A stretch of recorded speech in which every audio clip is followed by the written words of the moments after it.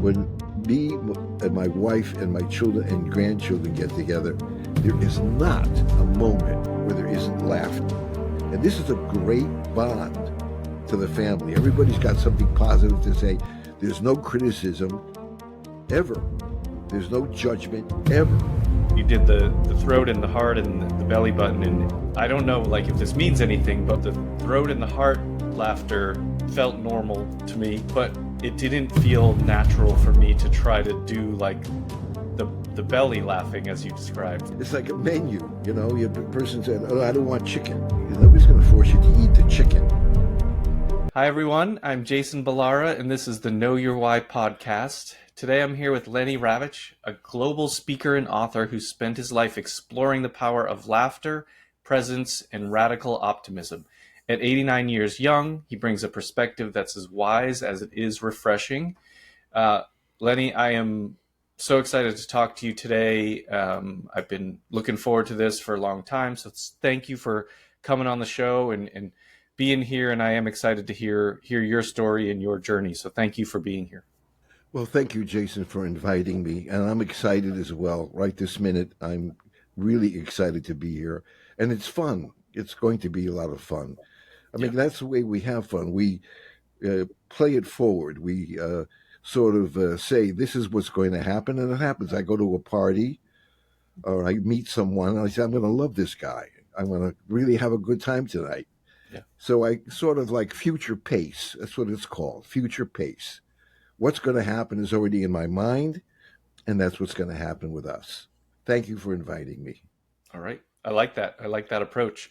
Well, tell us about yourself. Tell us about your journey and, your what brings you to where you are today. Give us a little background. Well, I'll start with today, and then we maybe we can back up later. But today, my mission is to help people feel better, to laugh, to use humor, to teach people to use humor, and actually teach physically to laugh. If we have time during this time that we're together and you would like me to demonstrate how I teach laughter or how I teach humor, I'd be happy to do it. But it's got a lot to do with people who are in pain or stressed out, and how laughing helps, how humor helps, how optimism. What I just demonstrated to you just now, a future pace, that's optimism. And I wrote a book called Everlasting Optimism, and it's available on Amazon. And what got me here, I think it was something that my mother said to me that gave me permission to do what I'm doing today. I was terrible in school. Okay, I was in a special education class. That's how bad it was. And my mother was invited to school all the time, almost every day, to talk about my problems. And they recommended that I go to a guidance counselor who used to call me God. Every time she saw me, she would look at me and say, "Oh, my God, it's you again." So the last day of school, I came home with my report card and failed everything except music and physical education. Physical education was not a problem. All you have to do is show up and take a shower, and you pass. Right. And my mother looked at it. Instead of screaming at me, yelling at me, or being disappointed, she said, "Well, this is my report card. I'm in school more than you." And all that tension just, melted away. We laughed and we bonded. And I've been using that sense of humor during tense moments since then. I mean, it was a lesson that put me on the road. Even a few years ago, my son, not a few years ago, but he was 14 years old and he stole my car, which is no surprise because I stole my father's car. And I'm sure that my father stole his father's horse. Yeah. So I get a call from the police that he's in detention. How did he get there? He steals the car. He takes the keys, steals the car, takes all of his friends, goes for a joyride. They get to a police barrier, And his friends tell him, "You don't have a license. You're 14 years old. Put the pedal to the metal. Let's get out of here." So he goes right past the police barrier, and they're coming after him with a chase, like in the movies. And so I come to the prison, not prison, detention, to see him, and he's behind bars, and he looks the way I looked when I was his age with my report card. And I just looked at him and I said, first of all, let me just get back up a little bit. I had a terrible car. I didn't tell you that, but it was old. That's all I could afford at that time. I was a teacher in high school, and I couldn't afford anything really, Lamborghini or something.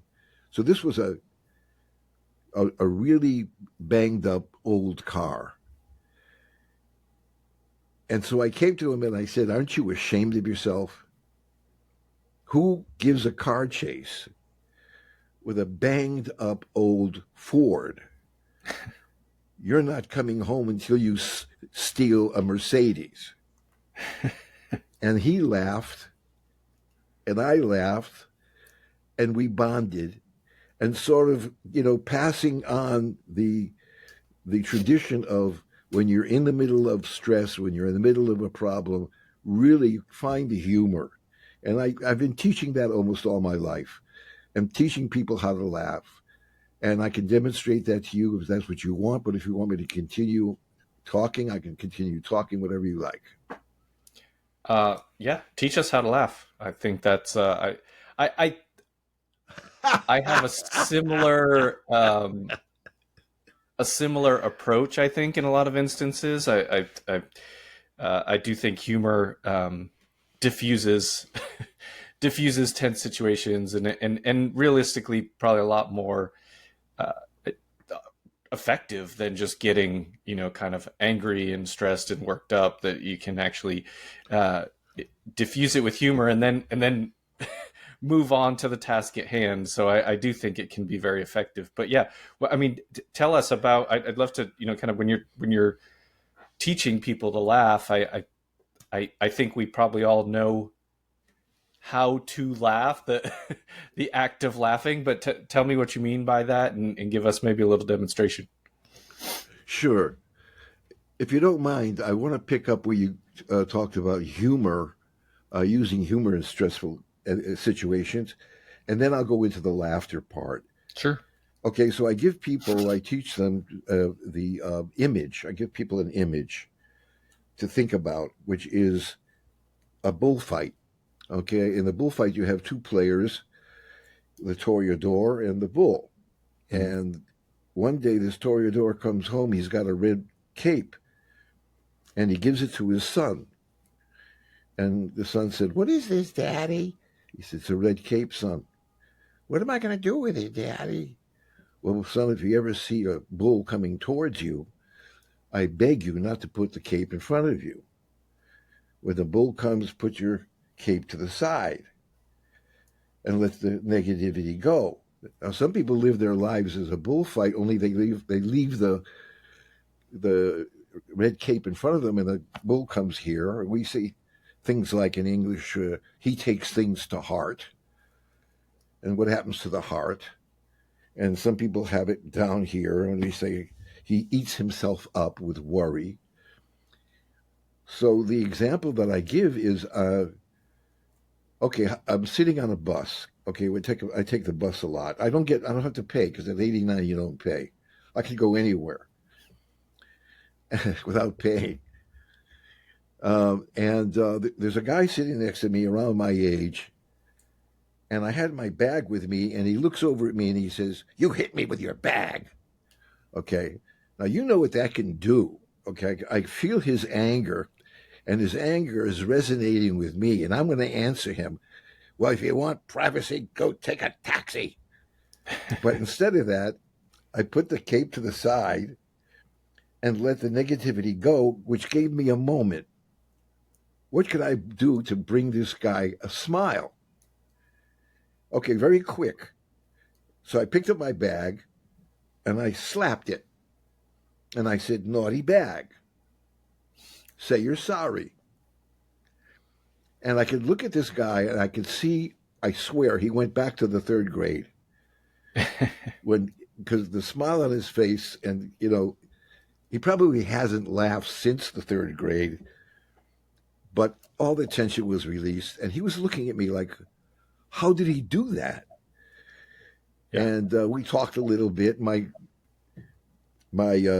stop came, and I went to the door, and I looked at him, and I said, say you're sorry. And the bag goes, I'm sorry, mister. And we get off, and he's probably still laughing.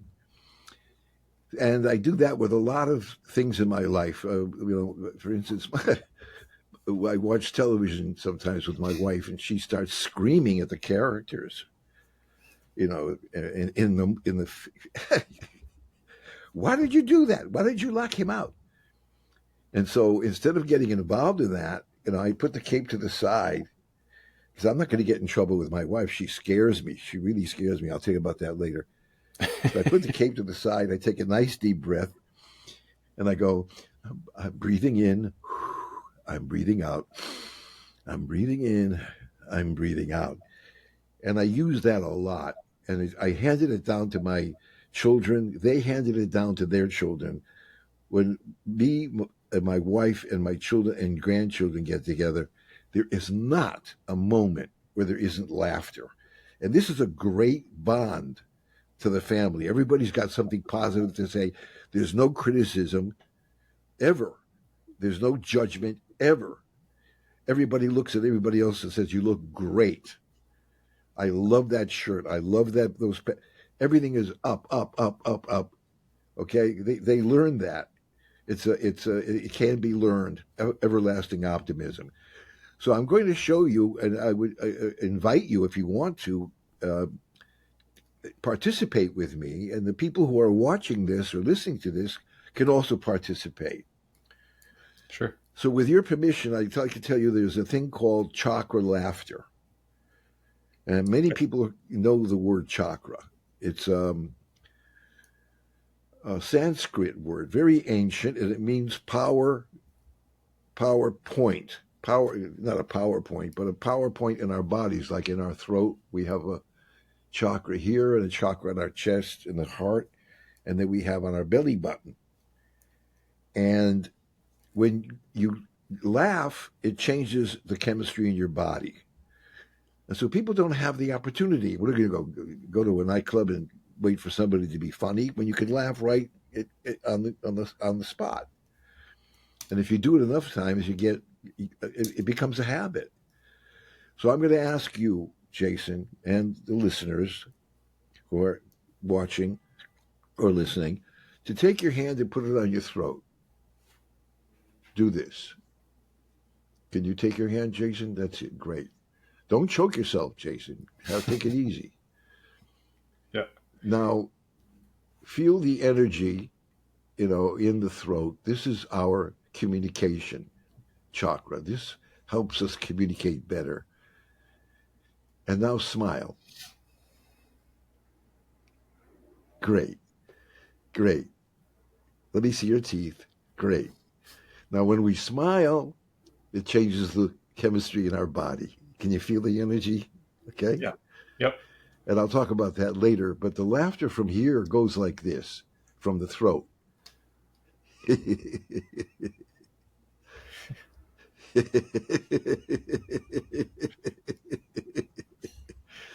I invite you to join me.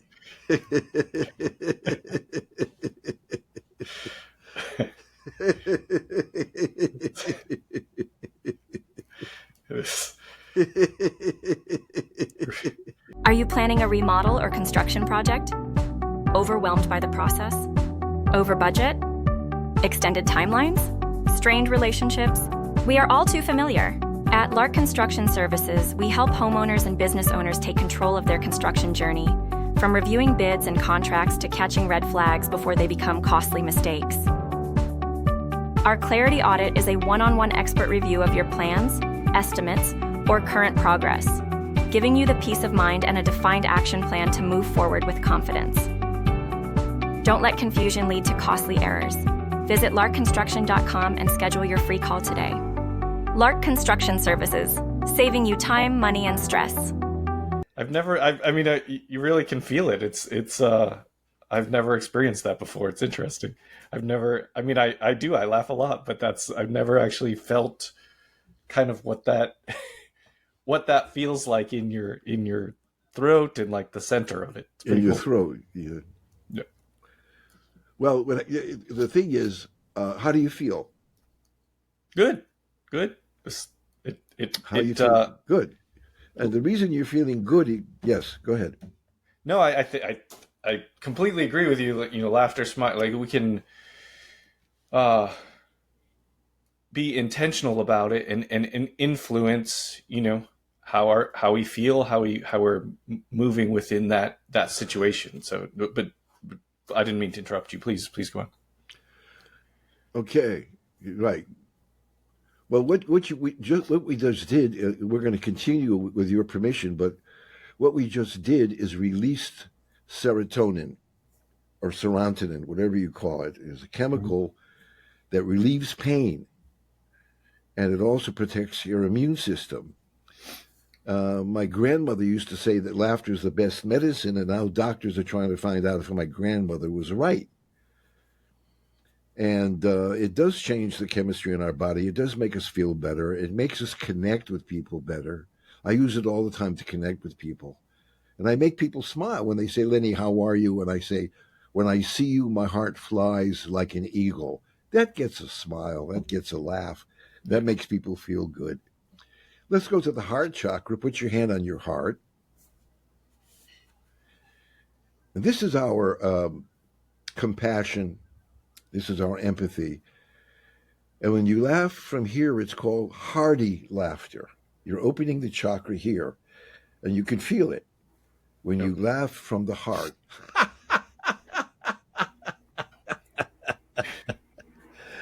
I invite you to join me.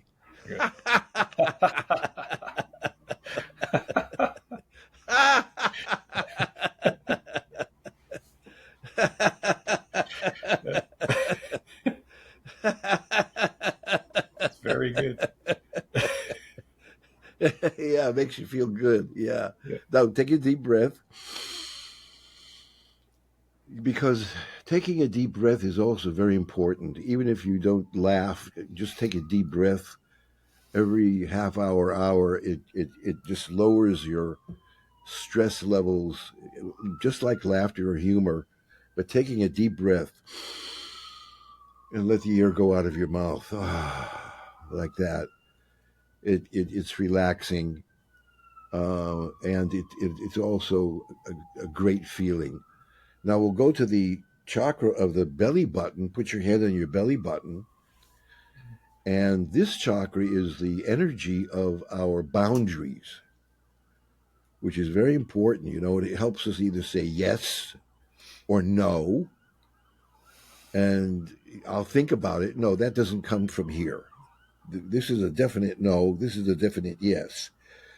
So if you have your hand on your belly button chakra, it sounds like this, okay? You put all your energy down here and you go, oh, oh, oh, oh, oh, oh, oh, oh, oh, oh.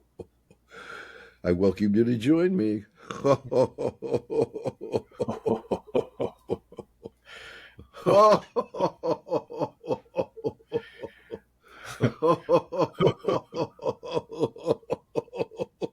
Great. You're doing great. Take a deep breath and say, ah. A deep breath. Ah. So that's what I teach in my workshops on humor and laughter. And I have a special workshop that is very unique because I'm a Gestalt therapist as well. And what is Gestalt therapy? It's based on dialogue and awareness, becoming aware of your feelings, of your behavior. And there's also a process that goes on because when you become aware, you have choices. You know, like I did on the bus. I became aware of his anger. That gave me a choice. And that many people don't have that choice because they're not aware. So they scream out at each other. They yell at each other. Look what's going on today. My God. People are not talking to each other. They're screaming at each other. And even worse, and I don't want to go into that, but I call it Gestalt, humor, and laughter therapy, because laughter is healing. It does heal. And I used to teach just Gestalt with the model of Martin Buber, I Thou, which is a very, very deep, authentic conversation in the here and now. And many people don't know how to be in the here and now. They're on their phones or they're thinking about something else. But the Gestalt trains you to stay here and now and be with somebody, not looking over your shoulder, looking for somebody else to talk to, but actually being with a person, being present. And then I add to that the humor and laughter, which again is a healing process. Yeah, I mean, I believe that it is. I want to ask you, you did the throat and the heart and the belly button, and I don't know like if this means anything, but the throat and the heart laughter felt normal to me, but it didn't feel natural for me to try to do like the belly laughing as you described. So I don't know what that I don't know if that's something that has any meaning at all or not, or what you think about that. Like but I noticed that it wasn't like I didn't like it. It was just it didn't feel sort of normal to laugh that way and Right. like focus it happening in my belly. So it was interesting. I'm curious if there's any meaning behind that. Yeah, there is a meaning. It means you don't do it anymore. I mean, it's like a menu. Your person said, "Oh, I don't want chicken." I don't. Why don't? Nobody's going to force you to eat the chicken. The belly doesn't resonate with you. The heart maybe resonates with you. Yeah. The throat resonates with you. The meaning is don't do the belly laughter. I'll tell you when I use it a lot. Okay. I live in an apartment. I live in Tel Aviv, and I get into the elevator before I even start my day. I look in the mirror in the elevator, and I'm 89 years old, and I look at myself, and I say, I'm still here. I'm still here. Until the elevator gets down to the entrance, I'm already on a high. Okay, not from pills because we got all the chemicals in our body that we need, that we can access through humor, through deep breathing, through yoga, whatever, chakra laughter. And by the time I open the door to go outside into the world, I know that nobody can ruin my day because I got this aura around me, this big, and people can feel it. People even say to me, Lenny, when I see you, I laugh immediately. I see your picture on Facebook and I laugh. It's an association. It's sort of like what they call a knee jerk. Yeah. So I do that every day because at my age, I'm amazed that God has given me these many years and the gift to be able to give to other people. The love to give and receive, and the laughter to give and receive, and the optimism to give and receive, and the compassion to give and receive, and the empathy to give and receive. All these are gifts, and they're temporary. And we can't just say, okay, because it's going to leave us one day. That's life. It's called Act 3. Yeah. Act 1. Act 2. Hey, how do I look? Act 3. The final act. Yeah. It's I really love that. I think I that even, no, please go ahead. go ahead. I No, just go love ahead. what you're You think saying that? in respect to, the gift.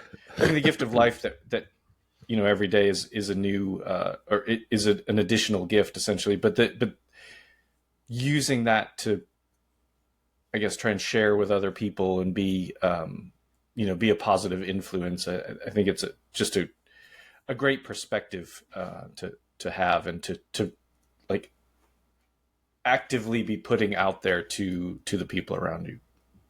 If you remember, before you put on the recording, we were getting to know each other for a few minutes, and you asked me, Lenny, how are you? And if you remember my answer, now is my best moment because there is no other moment.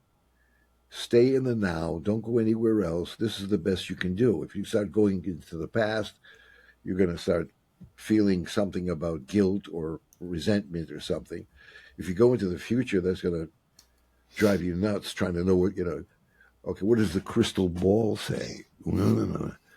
Stay here and now. That's all you got. Enjoy the mango, enjoy the sandwich, enjoy the conversation, fall in love with the here and now.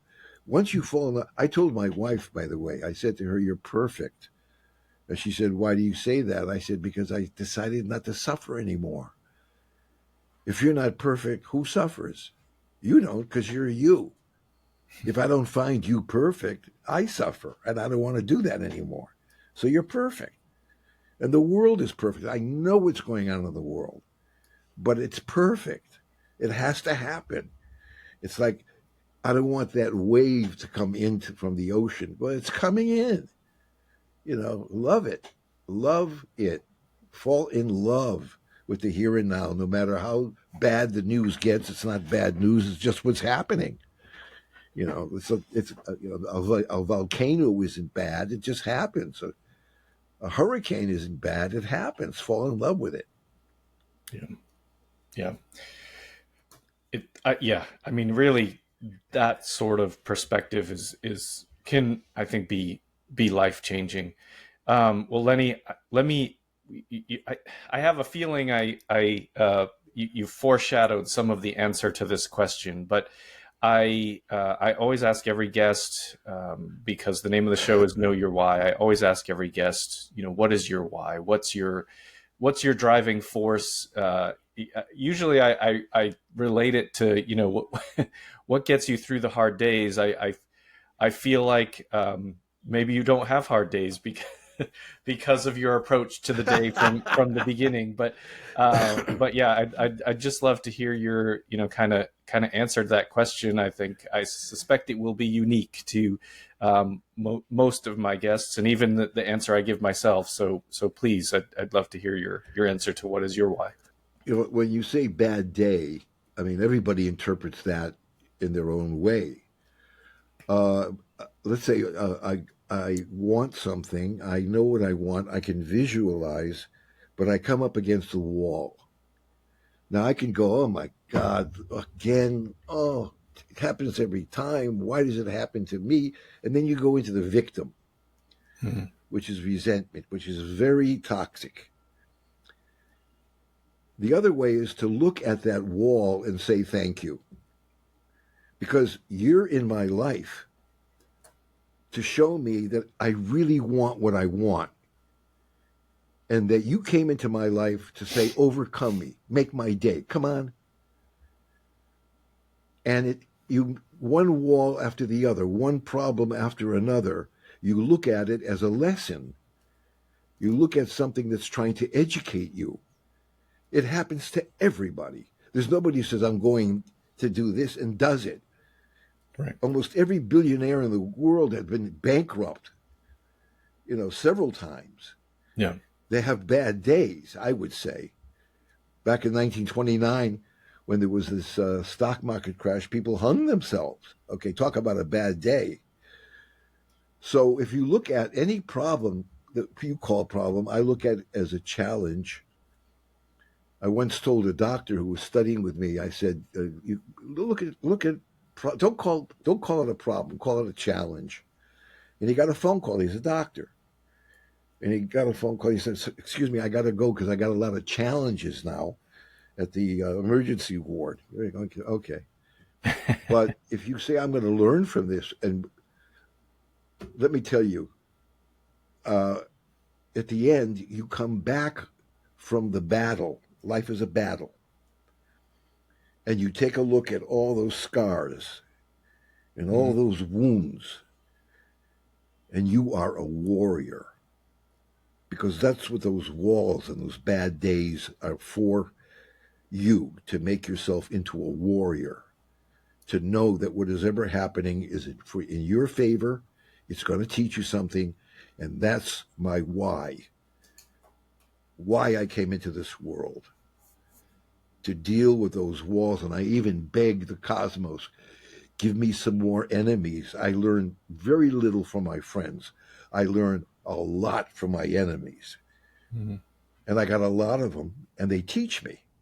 And a lot of bad days, if you want to call it that. In the word in Hebrew, when you say, what is my why? The word is tikkun olam, which means to repair the world, to make it a better place. If I can do it, it's a ripple. It's a stone in the lake. But maybe that'll ripple. Maybe the world would become a little bit better. Maybe the people around me will become a little bit more sensitive to each other and listen to each other and love each other. That's my why. I love that. I love that. Very, very, very powerful. Thank you for sharing. Well, Lenny, when people hear this and they want to connect with you, what's the best way for them to reach out? How should they find you? Well, they can search for my book, which is on Amazon, called Everlasting Optimism. And the other is to go to my website, which is Lenny, Lennyrav, as in victory, ICH, Ravich.org. And all the information is there, and anybody wants to contact me may do it that way. LENNYRAVICH.org. We'll put all that in the show notes so people can find you and can find your book. Lenny, thank you so much for coming on the show today. Thank you for sharing some I don't know if you call them exercises, laughter exercises, but today's going to be a good day. We're in different time zones. This is the start of the day for me, so I'm so happy that it started the way it did. Thank you so much for being here today. Really appreciate it. Thank you so much for inviting me. It was a pleasure meeting you. And thank you for those wonderful questions. It just stimulated me. Thank you so much. Great. Well, folks listening, make sure you connect with Lenny, and please like, rate, and review our show so we can continue to get more great guests. As always, thank you all for listening. Hey there, I am Dr. Jason Balara, and this is the Know Your Why podcast, where we explore the why behind success. Every week, I meet with real estate investors, veterinary entrepreneurs, mindset coaches, authors, and fitness professionals to uncover their why and how it drives them on the winding road to success. What is your why?